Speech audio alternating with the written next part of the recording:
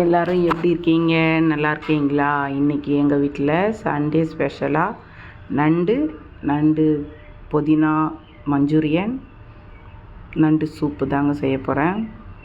சூப்பரான சாப்பாடு எப்பயுமே ரசித்து செய்யணும். அப்போ தான் டேஸ்ட்டாக இருக்கும். ரசித்து சாப்பிட்ணும். இது ரெண்டுமே சாப்பாட்டில் முக்கியமான ஒரு விஷயம். நான் எப்போவுமே சாப்பாடு செய்யும்போது ரொம்ப ரசித்து தான் செய்வேன், விரும்பி செய்யணும் அப்படின்னு சொல்லி ஆசைப்பட்டு செய்வேன். கடமைக்குன்னு சமையல் பண்ண மாட்டேன். அதுக்கு நண்டு வாங்கி கழுவி வச்சாச்சு. நண்டு இடித்து தாங்க ரசம் வைக்கணும். அரைச்சிலாம் வச்சா அந்த ஓடுலாம் கொஞ்சம் அதிகமாக வரும். அது பிள்ளைங்களுக்கு ஒத்துக்காது. அதனால் அதுக்குள்ளே சோறு வெந்து கொண்டே இருக்கிறது. நண்டெல்லாம் போட்டு இடிக்கிறதுல நல்லா இடிச்சிக்கலாம். நண்டோடைய கொடுக்கு மட்டும் கொடுக்கு மட்டும் போட்டு இடித்து ரசம் வைக்க போகிறேன். நண்டோடைய அந்த உடம்பை பொரிச்சிக்க வேண்டியதுதான். மஞ்சூரியனாக செஞ்சுக்க வேண்டியதுதான்.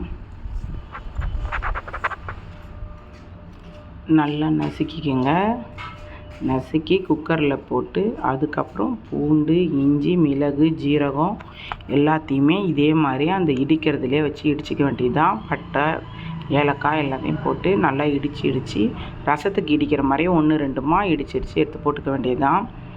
அந்த மாதிரி போட்டால் தான் நல்லாயிருக்கும். மிக்சியில் மழை அரைச்சி போட்டால் ஒரு மாதிரி கட்டியாகிடும் ரசம்னா தண்ணியாக இருந்தால் தான் டேஸ்ட்டு சூப்பரு. கருவேப்பிலையும் போட்டுக்கோங்க. கருவேப்பிலையுடைய வாசனை ரசத்துக்கு சூப்பராக இருக்கும். நண்டு ரசத்துக்கு மஞ்சத்தூள் போட்டு உப்பு போட்டு கொஞ்சோண்டு புளி தண்ணி ஊற்றிக்கினேன். சப்புன்னு இருக்கும் கொஞ்சம். அதனால் புளி கொஞ்சம் ஊற்றினா டேஸ்ட்டாக இருக்கும் அப்படின்னு சொல்லிவிட்டு புளி தண்ணி ஊற்றி குக்கரில் போட்டு 3 விசில் விட்டாச்சுங்க.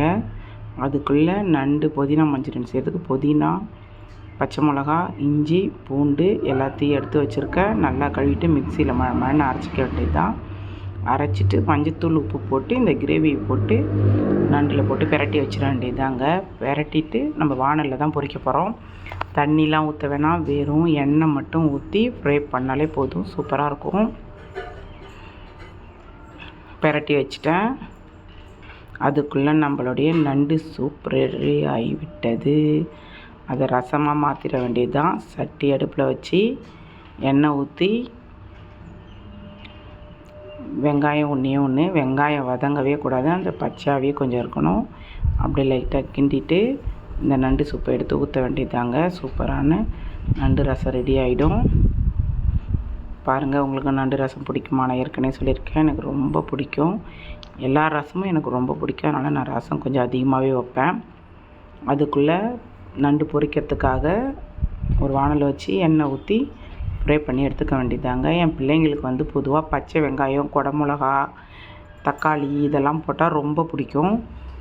அதனால் நான் இதுக்கு போகிறதுக்காகவும் அதெல்லாம் கட் பண்ணி வச்சுருக்கேன். குடமிளகா, வெங்காயம், தக்காளி எல்லாம் போட்டால் செம்ம டேஸ்ட்டாக இருக்கும். கொஞ்சோண்டு மிளகுத்தூள் இறக்கும்போது தூவிட்டு அதெல்லாம் கொட்டி கிண்டிட்டா சூப்பரான நண்டு புதினா மஞ்சூரியன் ரெடி ஆகிடுங்க. உங்களுக்கெல்லாம் நண்டுனா பிடிக்குமா? ஆனால் நண்டு பிடிக்கும். நண்டு அவ்வளோவா எங்கள் பிள்ளைங்க சாப்பிட தெரியாது. அதை உடச்சி பார்த்து தான் கொஞ்சம் எடுத்து சாப்பிட்ற மாதிரி இருக்கும். சாப்பிடும்போது நண்டை ஒரு தொட்டுக்காவாக சாப்பிட்றது கொஞ்சம் கஷ்டம்தாங்க. சாப்பிட்டதுக்கு அப்புறம் லாஸ்ட்டாக சாப்பிட்ற மாதிரி தான் இருக்கும். தொட்டுன்னு சாப்பிட்ற மாதிரி இருக்காது.